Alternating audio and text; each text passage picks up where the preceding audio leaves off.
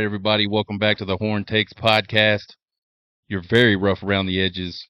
Texas sports talk destination. I am your host, Sean Redfern. It is Friday, y'all. We're excited about that. We're also excited because this is our 150th episode. We started doing this the week after the Red River Shootout in 2022, right after 49-0 was our very first episode. We have gone through so many different changes, learning about how to work all these electronics, just learning about how to reach out to people and get people to watch the show. We've been having a blast. Real good time doing this. I just like to talk football. I just like to talk sports. So this gives me an opportunity to talk sports when absolutely nobody is actually can argue with me for the most part. We've had a lot of good people on the show over the last couple years. We hope to continue that. Today we're going to talk about these Vols College World Series champions. We're going to recap the College World Series just a little bit, not a whole lot. We'll talk about how we went from a coaching carnival last week to a coaching coup at the University of Texas, and then we're starting our 2024 position previews. We're going to start with the quarterbacks today. Check us out on Twitter, YouTube, TikTok at Horn Takes. You can listen to the podcast at horntakespodcast.buzzsprout.com. You can actually listen to it on YouTube as well. It goes up separately as a podcast. I haven't quite figured out why that's a thing, but it's a thing. Or you can listen to it anywhere you get your podcast, most notably Apple Podcasts. So check us out there. Tennessee College World Series champs for the first time in program history. We said it'd be Tennessee in 3. And it was Tennessee in 3, and they did it kind of in a historical type way. Well, not only was it historical that they won their first College World Series, but they're the first 1 seed to win the College World Series since the 1999 Miami Hurricanes. And I think that just really speaks to their dominance. Nobody would argue most number 1 seeds that have been the number 1 seed since 1999. Nobody would say that team shouldn't be the number 1 seed, or at least no one would say that team has no claim to the number 1 seed. The point is, it's really hard, whether you're the number 1 seed or not, to go on and win that thing. You got to have some luck. You got to have some things go your way. You got to have some timely hitting, really good pitching. And then the thing about baseball, we see it all the time. We see really good teams go through stretches where they don't look so good. And then we see some bad teams sometimes that get hot right at the right time. And I don't say bad teams, but teams that just haven't played as well for most of the season, they can get hot right at the right time and mess everything up for everybody. So I really do think being the number 1 overall seed and coming in there and doing what they did to that tournament field just really shows how dominant that team was. Let's talk about these games a little bit. Texas A&M starts it off with a Game 1 win, 9-5. Big win for them. They started off really hot in that game. 7-2 by the end of the 3rd inning. Aggie pitching was really good. Christian Moore goes 0-5 in that game. That's just something you don't see a whole lot. Texas A&M pitching fanned 17 Vols that day. So really, really good outing by that pitching staff. And they did well offensively as well to get that big lead early. So I think if you're Texas A&M fans going 1-0 against Tennessee, knowing that no number 1 seed has won this thing since 1999, the A&M fans had to be feeling really, really good about themselves. And the Tennessee Vol fans were probably like, what is going on? We talked about it on the show last week just a little bit. What happens to the team that loses that very first game? Because both of those teams were undefeated, I think, throughout the entire time. No, I think maybe Tennessee had to play an extra game. But everybody else, Texas A&M undefeated as they head into that thing in the NCAA tournament. I'm pretty sure that's right. I could be wrong. So either way, neither one of those teams used to losing a lot of games in the regular season or in this NCAA tournament. So how does that affect them psychologically? And so for Tennessee, man, they had to come back and win 2 straight games. All Texas A&M had to do was win one of two, and they would have had their first College World Series championship. The Vols come back in game 2 with some really, really, really outstanding pitching. We knew that Tennessee could pitch. We knew that A&M could pitch. I think A&M had a slight advantage from a pitching perspective, but I thought where I really liked Tennessee was the pitching combined with that lineup. So the pitching comes back on game 2 on Sunday. But it didn't start out that way. Jace Laviolette opens up the game with a big solo shot in the bottom of the first, and then that's all Texas A&M would get. Tennessee pitching scattered 6 hits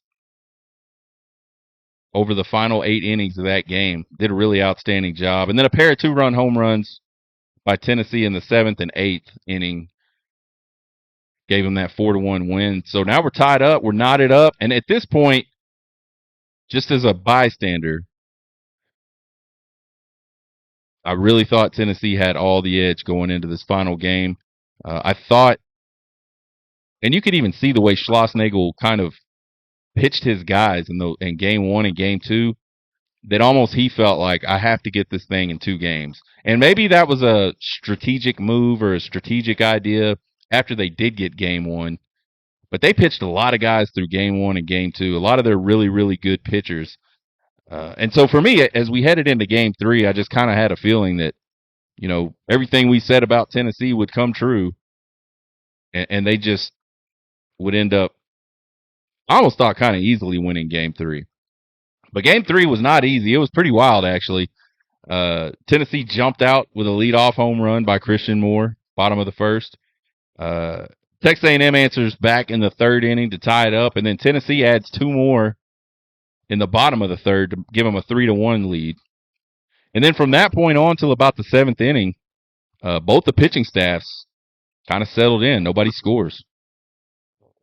Tennessee adds 3 in the bottom of the 7th, makes it a 6-1 deal to go with 6 outs left for Texas A&M, and that's when Tennessee kind of went into meltdown mode.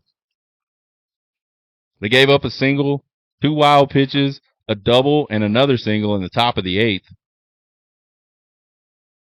And now all of a sudden, headed into the bottom of the 8th, 6-3, Tennessee. They get nothing in the bottom of the 8th. We roll around to the top of the 9th. Texas A&M's last shot. They get a leadoff double. There's a wild pitch, a single, a balk, and another wild pitch. And that cuts the lead to 6-5.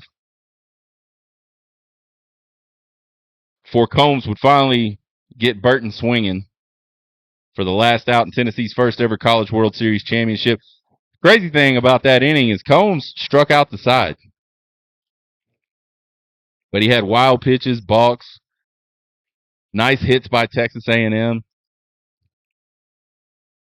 So the College World Series to me kind of ended the way it started, which was really tight games, just kind of like on the edge of your seat type moments.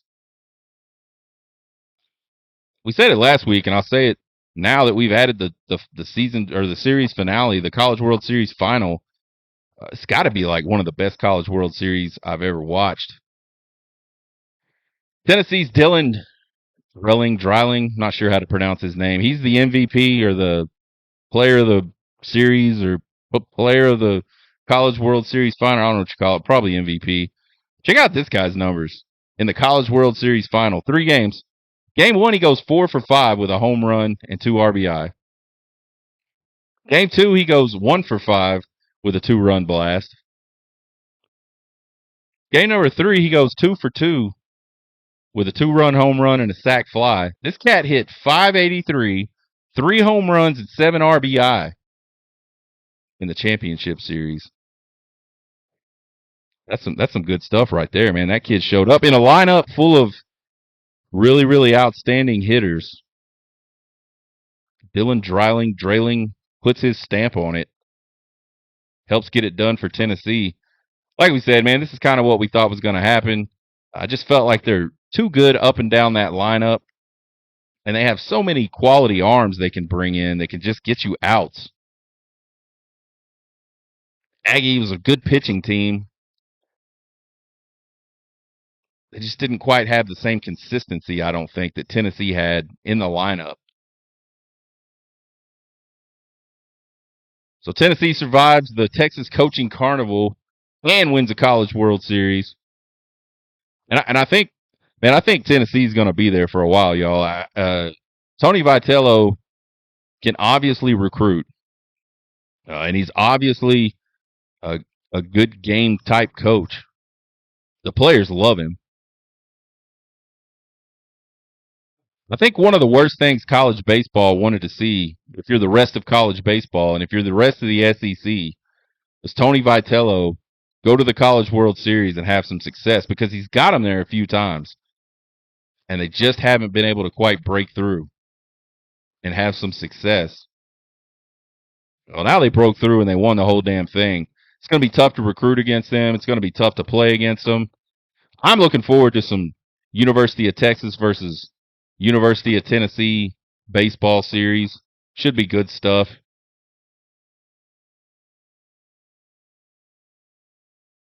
Texas baseball coaching coup. Episode 148 we did 2 weeks ago was called Seems Far-Fetched to Me. And in that episode is when I started talking about this whole Schloss stuff, all these rumors floating around. The Schlossnagle was going to be Texas's next head coach for baseball. And when I first heard those, man, I got to admit, I was like, there's no freaking way, man. You know, Texas is a storied baseball program, but Texas A&M isn't a dump place to coach baseball. It's not a dump place to coach anything, really. Good recruiting grounds. The fan base is freaking rabid, even though most of the time they're dumb. The administration is willing to invest in those programs. It's a good place to be. And I know CDC and Schlossnagle were together at TCU. I know all that stuff, but man, I just thought there's no way, especially if they get to the finals.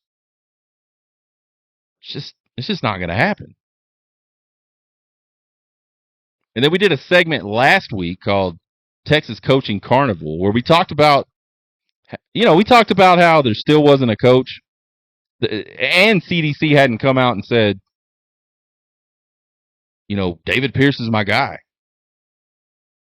He hadn't endorsed David Pierce, and he hadn't gone out and found another coach. So we're kind of in this limbo period. And the longer we were in that limbo period, it became completely clear that there were only 3 scenarios happening right now. One of the scenarios was Pierce just wasn't going to get fired. He was going to retain him, and for whatever reason, he hadn't come out and said, Pierce is my guy. Like, this scenario would require CDC to just have an aloof attitude about the whole thing, which I just couldn't believe was going to be a thing. So I didn't put a whole lot of stock into David Pierce is getting retained scenario. The second scenario would have been that CDC is getting told no by a bunch of guys that aren't in the College World Series. There was a name, Bakich comes up. There were people throwing around the Louisiana coach's name. All kinds of names come up, whenever there's. But most of those names were no longer, by last Friday when we did our last show, most of those names no longer in the whole thing anymore. So should be no reason why, if those were the targets, they couldn't just go out and get that deal done. And we talked about how we just don't really feel like there's a lot of coaches that couldn't better their situation from a coaching perspective. Probably a lot of others, definitely financially. A lot of good reasons why you would not say no to Chris Del Conte if he came knocking on your door to be the next head coach at the University of Texas. The third scenario was CDC has his man, and he's just waiting for the College World Series to be over. And when I say that, I mean in principle. Like, I don't think he probably was talking directly with Jim Schlossnagle, but he was probably certainly talking to his agent. I believe I read somewhere that his agent is Jim Schlossnagle's agent, so it really wouldn't have been hard to talk to his agent. And when it was all said and done and we discussed all these scenarios, we said, man, as crazy as this sounds, this is the most likely scenario. That he's either got some kind of deal in place, just some kind of gentleman's agreement in place with either Tony Vitello or Jim Schlossnagle. I said at the end of that little segment that I'm slowly coming around to believing that this was true. And then I went on to say, if it's true, we'll see David Pierce get fired early in the week, this week, Monday, Tuesday. And then a couple days later, we'll see the next head coach, either Schloss or Vitello, announced for the University of Texas. I was off on the timing. I did not imagine they would fire Pierce on the Monday of the championship game. But he was fired early on Monday. And then less than 24 hours later, Schloss was announced as the next Texas head baseball coach. So crazy times, man. Even when it happened, it was crazy. It was interesting. I went out of town on business travel on Monday. So I got on the plane. David Pierce is the head coach. I get off the plane. He's no longer the head coach. And at that point, I knew it's Vitello or Schloss, 100%. No other reason to wait that long. No reason to wait that long if it's not one of those two guys. And then bam, the next day. I had to double check the tweet I saw to make sure it was a reputable source. It was. So let's talk about what Texas baseball gets with Jim Schlossnagle. 23 years of head coaching experience. A lifetime 675 win percentage. That's really good. That's a series. 66% would be 2 out of 3. You win 2 out of 3 baseball games consistently, you're going to be tough to beat. You're going to be tough to not get to Omaha, and you're going to be tough to be beat when you get to Omaha. Slosh has piloted 6 of his last 10 teams to the College World Series. Only one other coach has matched that, Coach Sullivan, over at Florida. His 50 tournament wins over that 10-year span are the most of any coach over that 10-year span. And then he leads the Aggies to the College World Series final this year and almost their first College World Series championship ever and their first national championship in the major 3 sports since 1939, folks. So he's arguably one of the best coaches in baseball and has been that way for a decade. So I think with Coach Schloss, what Texas gets is a guy that has a lot of experience. He's been successful. He knows how to win games. And he's done it at multiple stops, most notably TCU and Texas A&M. Not only that, but he brings his entire staff over from the Texas A&M Aggies. Assistant head coach Nolan Cain. Interesting tidbit about him. He was on the 2009 LSU team that beat Texas in the College World Series final. He was a pitcher on that team. I believe he coaches third base for Schloss. He brings hitting coach Michael Early, and this guy, man, his teams have finished really well. His teams can hit. Finished in the top 5 in home runs twice in his tenure out at Arizona State, combined with his Texas A&M tenure of 3 years. A lot of good hitters. If you watch that Texas A&M team this year, they had some guys that could hit the baseball. At least some of that's on Michael Early. And then pitching coach Max Weiner. And to me, this is the guy. This is kind of like he's like the X factor, especially when you look at Texas's problems for the last couple of years with pitching. This is a guy that I hope can come in and help turn around that Texas pitching staff the way he did that A&M pitching staff. They were pretty dominant this year. Those guys could throw some trash. along with some really hot fastballs, they the pitching you could argue carried Texas A&M there. I mean, I tend to think that baseball is kind of like a team sport. Unless you're holding people to 1 or 2 runs a game, the bats have got to do something right. And so the bats obviously did a lot this year, but the pitching was really, really tough for Texas A&M. They kept people off balance. As a matter of fact, in that first game of the College World Series final, you look at a Tennessee lineup that's just up and down, tough out, and Texas A&M just kept them so far off balance. They just looked lost at the plate. So we got Schloss. We got the coaching staff. Are we going to see an Aggie player transfer coup? Is Schloss going to really be able to bring in some of those guys from Texas A&M? I mean, you see it a lot. But I think most Texas fans, once Schloss was announced, once it was announced that he was bringing his coaching staff with him, I think the next question to ask is, well, is he going to bring any of those players with him? And they now have 11 guys in the transfer portal. That was yesterday, that count. No, probably Wednesday is when I saw that count. Laviolette, Rahovac, Kent, Sorrell, who's an all SEC freshman, Shot. It's a lot of production right there. And some of those guys would fit in absolutely perfectly at Texas. Peyton Powell's out. No more eligibility left. Rahovac could step right in, take over at third base. Laviolette roaming around out in the outfield because Jared Thomas probably gone. Porter Brown is gone. The sentiment seems to be that Laviolette's headed to LSU, and I haven't seen anything, I guess, reputable that says that, but you just see it a lot. And you always got to wonder, when you see it a lot, why am I seeing it a lot?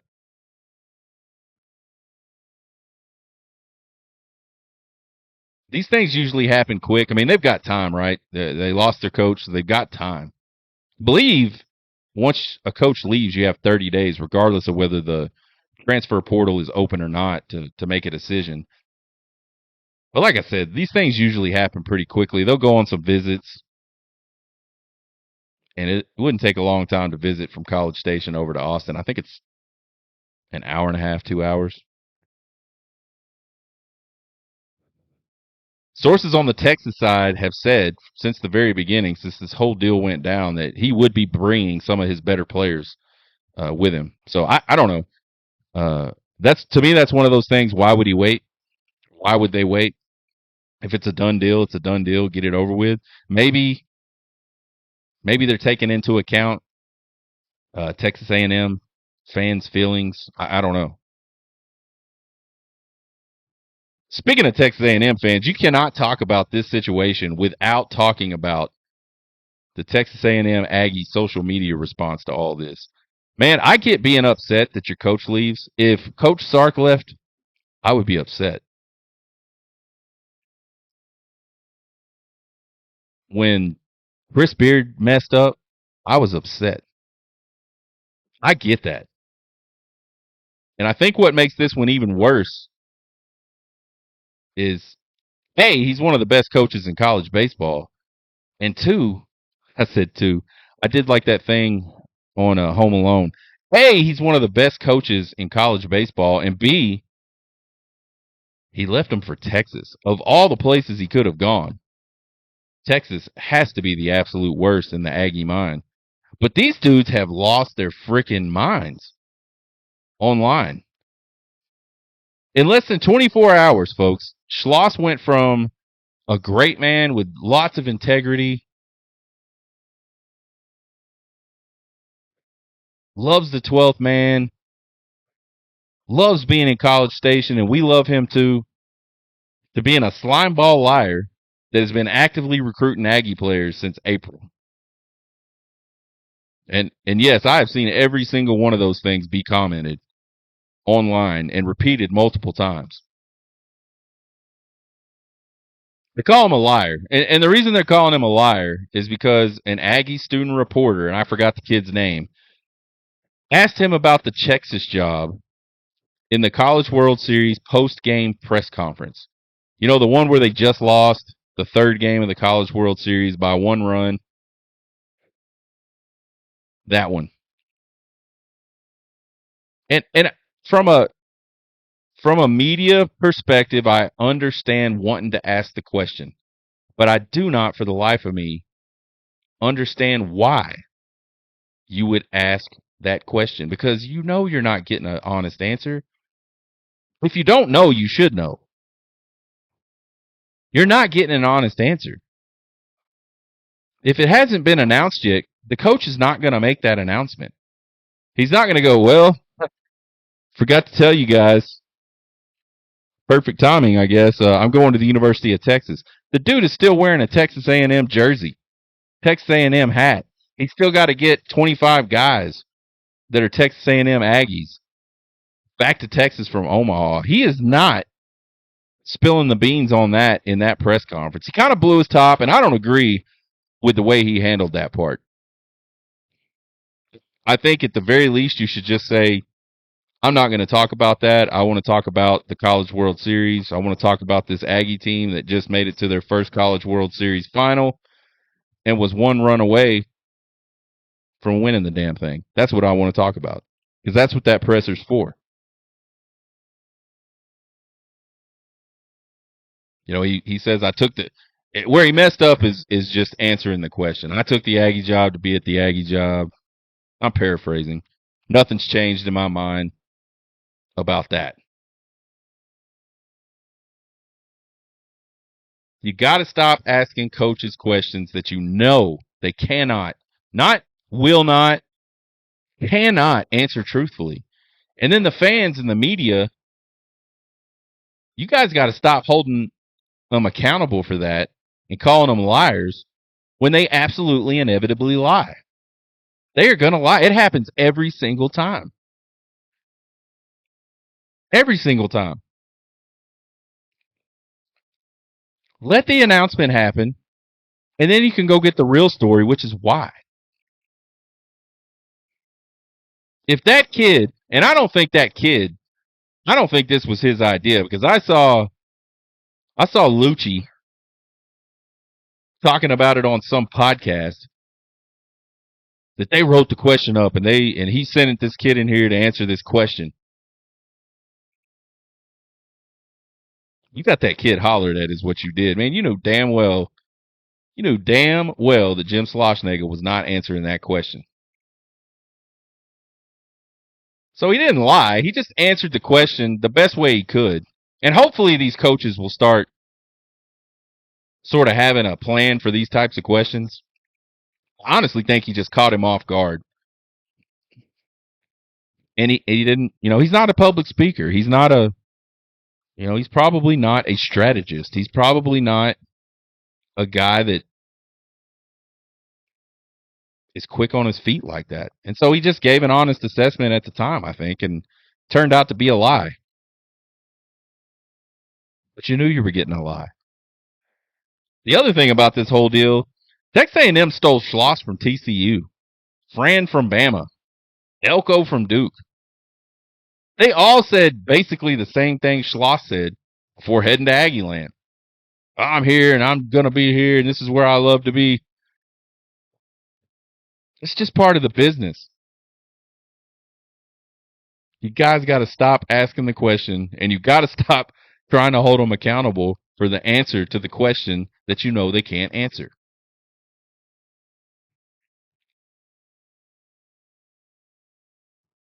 Here's another one. This one's funny. Schloss is a slime ball that didn't even have the balls to tell his team he was leaving, on one hand.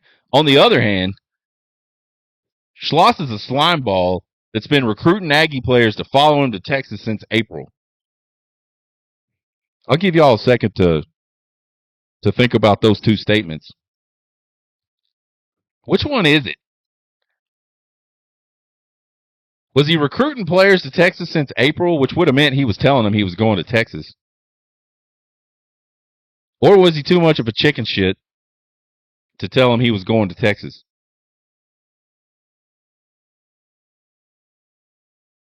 And again, folks, this is the same thing. And I'm not trying to defend Schlossnagle. I would say this about any coach. This is not to me. This is not a he's a Texas coach, I'm going to defend him now thing. This is just a common sense. Like, I wish y'all would stop asking all coaches these dumbass questions. And I wish y'all would quit acting like they ran out in the middle of the night on their players. It happens every time there's a coaching change like this. And it has everything to do with the timing of the announcements. There's like contact rules that these guys have to follow. It's not as simple as like he didn't huddle his team up and tell him he was going to Texas, so he's an asshole. It has nothing to do with integrity and balls. You will see this every single time there's a quick coaching change like this. These people have put out Freedom of Information Act requests and said they're going to try to sue him. They have added the NCAA to investigate. They said he was actively trying to sabotage, and this is like multiple of these. I'm not just bringing up like one insane person here. I have seen these multiple times since Tuesday. He's been trying to sabotage their season, y'all. Y'all just went to the College World Series final and were one run away from possibly winning the thing, and he sabotaged y'all's season? I mean, make it make sense. They found this dude's Venmo and his email address. They sent him requests for money on Venmo with all kinds of tacky shit. You know, you write a little note in Venmo. And they signed him up for all kinds of crap using his email. I mean, they have had themselves a 3-day tantrum over this shit. It's probably like the biggest Twitter meltdown I have ever seen. I'm not saying it's the biggest Twitter meltdown ever. I'm saying it's the biggest one I've ever seen. And I'm a relatively new on Twitter. And you know how the algorithm works. Sometimes you don't get all the meltdowns. Here's the final thing I'm going to say about this. If a Texas A&M fan tells you that it's not about him leaving, it's about the way he left, you can 110% be guaranteed that it is absolutely 100% about that he left, who he left to go coach, and has nothing, 0% to do with the way he left. Because, folks, Texas A&M has been the benefactor of multiple coaches that have left the exact same way. You can't go from saying this guy is the greatest thing ever, we love him, he's the 12th man. You cannot go from that to less than 24 hours all of a sudden saying the guy has no integrity, he's a slime ball, I wouldn't want my kid to play baseball for that dude. He could go to hell. I saw that a couple times. I mean, it was unbelievable.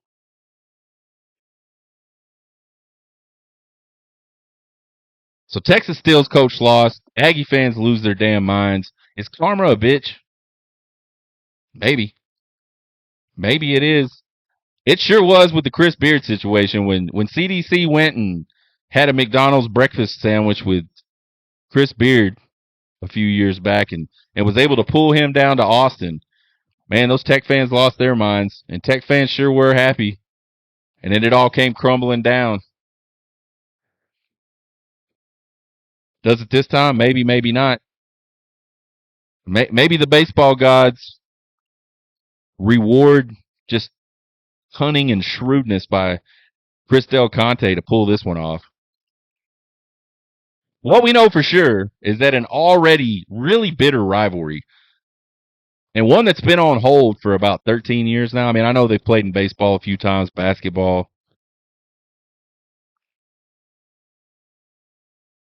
It just got about 50 gallons of gasoline poured over the top of it. This one This game down in College Station in November is going to be wild. Uh, really, I mean, I think this will probably be the most wild game of the season, just from a atmosphere perspective. Just from, I mean, I honestly feel like there's going to be a lot of fights. I feel like it is going to get really, really ugly down in College Station in November when the Texas Longhorns show up to the tackle box, play Texas A&M. It's going to be dangerous, folks. Don't do it. I'm not going. I've been to Kyle Field a bunch of times when I was younger. My aunt went to school there. My mom went to UT. My aunt went to Texas A&M. Uh, yeah, man, those people are crazy. I don't want to. I don't want to. I'm gonna watch that one from the. Man, I've already been to like war zones. I don't. I don't need that. I don't need to pay a lot of money to go to a war zone. And that's exactly what that place is gonna be. An absolute war zone.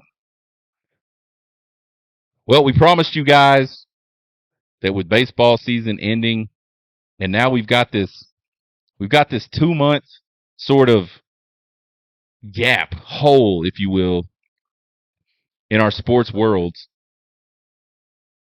I like MLB, but it's just not the same. And I can't watch the Rangers because Valley Sports cut a really horrible deal with some TV people, and the only time you can watch the Texas Rangers on Valley Sports is on the TV, not through their streaming service.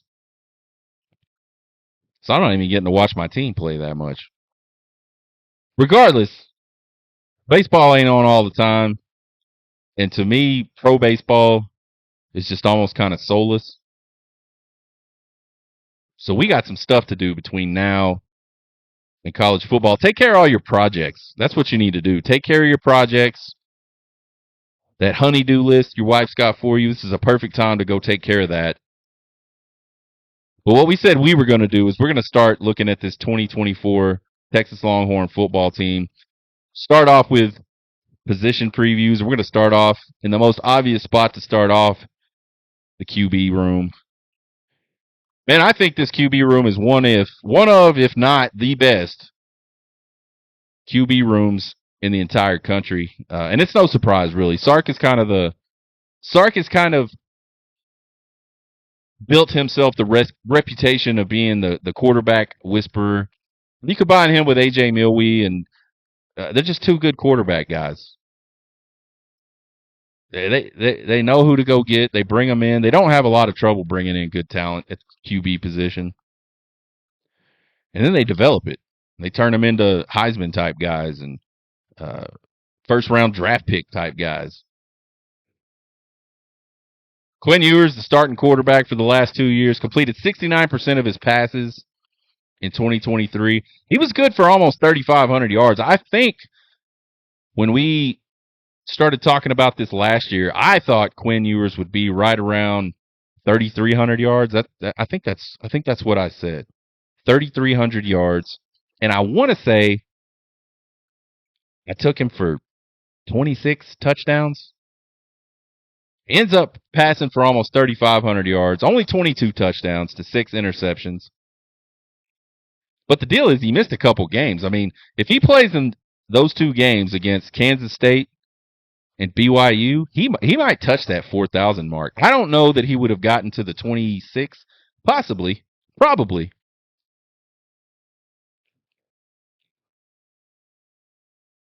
But more than the stats, man, I think Quinn Ewers just looked so much more comfortable last year than he did the season before. You know, he did all that. There was all that talk about him cutting his hair, shaving his beard, working on his body, working on the mental side of the game. All that stuff really paid off for him. He had a really good season last year. I think this guy's going to be one of the favorites to be a Heisman finalist this season. The only thing he really needs to continue working on, I think, is his footwork, which has gotten much better. The first year at Texas, his footwork was pretty antsy, pretty tap dancey.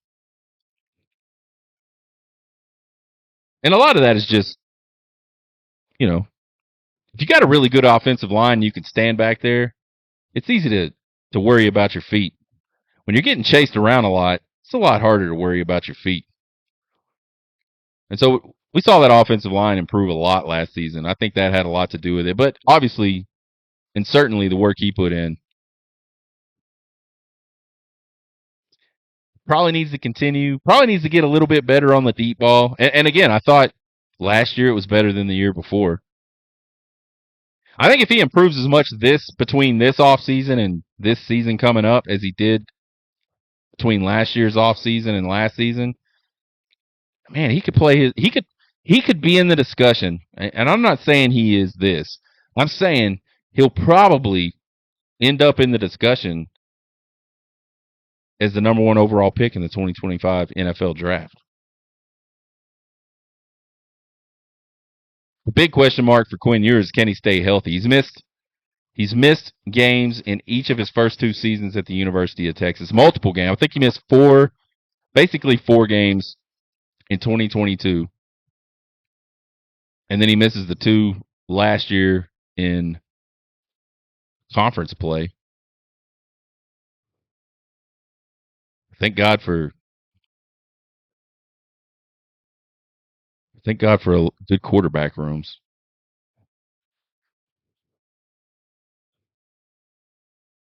Malik Murphy, man, saved the day.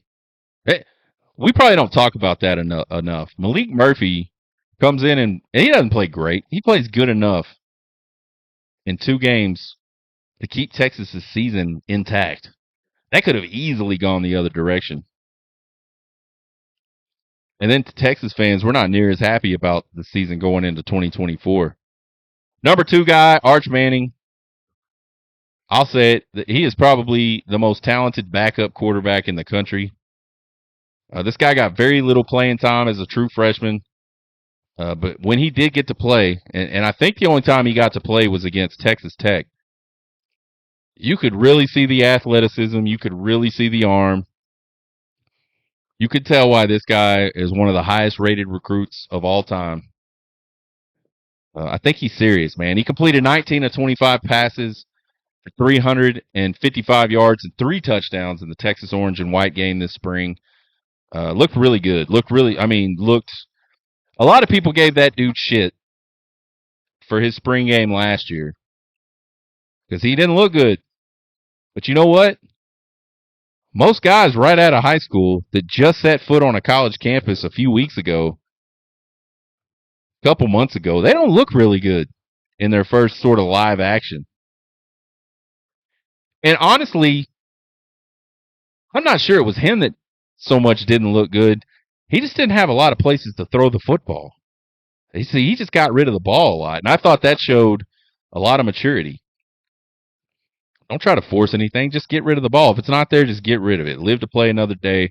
Turnovers are terrible. We don't want them. I expect this guy to get a whole lot of playing time this season. I think for a couple reasons. One, Texas is going to beat up on a lot of teams this season. That offense is ridiculously loaded. And 2, he's the heir apparent for 2025. I mean, I think it's pretty much a foregone conclusion that Quinn Ewers will not be back next year. I mean, I think the only way that would happen is something disastrous. And even then, when I say disastrous, I'm talking about like season-ending injury or something. I still don't know that Quinn Ewers would come back.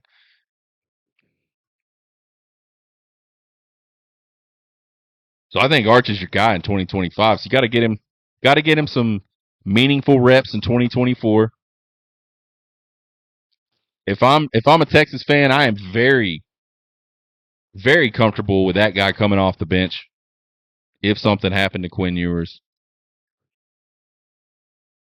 It's almost like, honestly, just based on talent. I know Arch has got a lot to learn. He's got a lot of experiences to have on the college football field.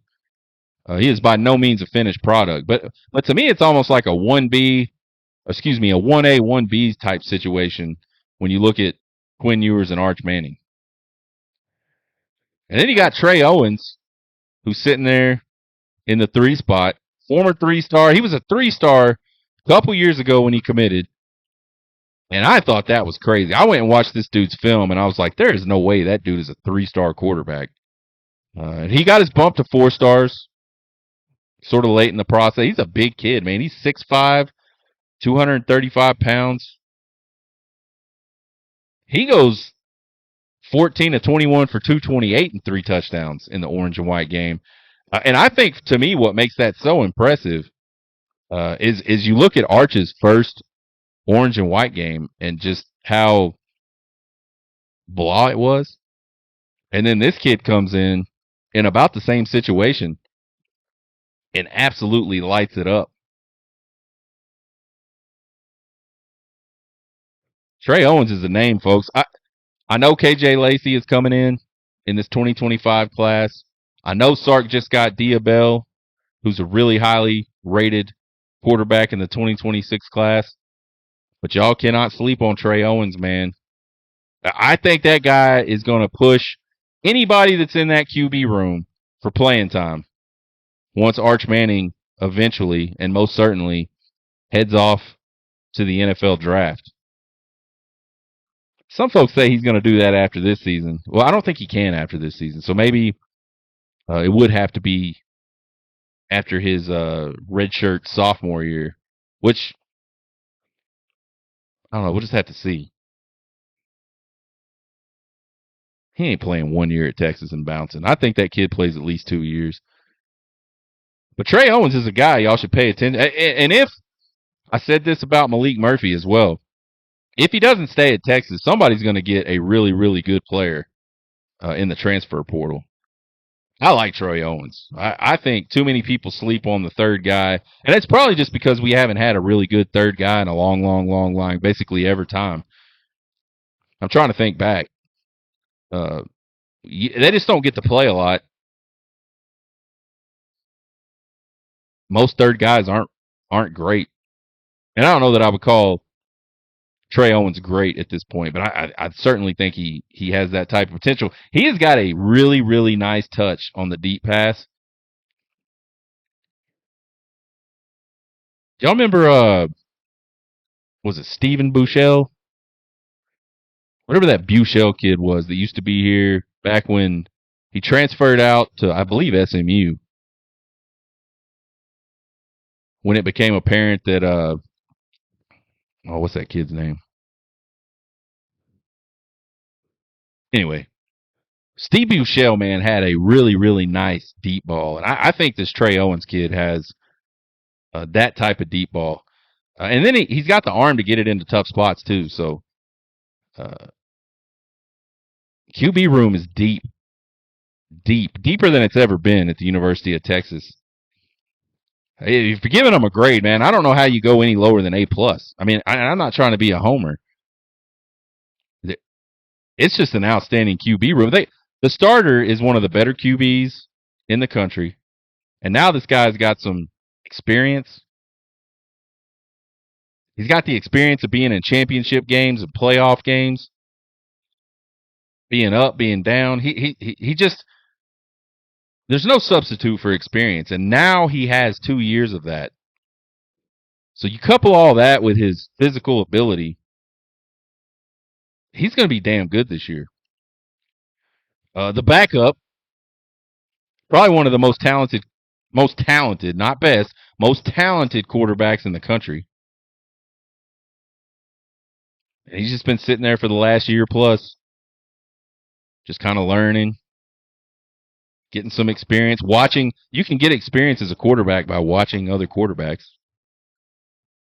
Not the same type of experience, but you can do that. And he's been doing that. And, man, I think once his opportunity comes, I think he's going to take the world by storm. And then, you got Coach Sark, who's the quarterback whisperer. You got AJ Milwee. Man, they're gonna always be one of the better QB rooms in the country. I don't see, as long as Sark and Milwee are there and they're together. And even if AJ Milwee eventually, and he probably will, he'll eventually go off and do something else. They're just gonna have just a ton of talent stacked up in that quarterback room. So that's it for the show today, folks. We talked about the College World Series today. We talked about the big Coach Schlossnagle coup, man. I'm still kind of like in shock by that whole thing. I still don't know if it's true. I still don't know if I'm going to wake up from a crazy dream. We talked about that QB room. We'll be back next week with more Texas football. We're going to preview the running back room next week. Find us on Twitter, TikTok, and YouTube at Horn Takes. Please give us a follow and a subscribe. Won't cost you guys a thing. We sure do appreciate it. Email me at horntakespodcast@gmail.com with all your questions, comments, concerns, and criticisms. You guys try to have a good weekend, even though there is zero college sports on right now. At least the Olympics are coming. You can take care of that. You guys get hooked.